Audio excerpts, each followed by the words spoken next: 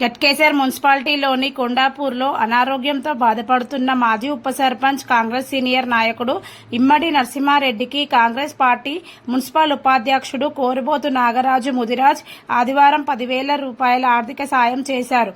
ముఖ్య అతిథులుగా municipal chairperson Pavani Jangaiah Yadav, Congress municipal అధ్యక్షుడు ముత్యాల యాదవ్, ప్రధాన కార్యదర్శి రాధాకృష్ణ ముదిరాజ్, వర్కింగ్ ప్రెసిడెంట్ మచ్చేందర్ రెడ్డి హాజరై ఆర్థిక సాయం అందజేశారు.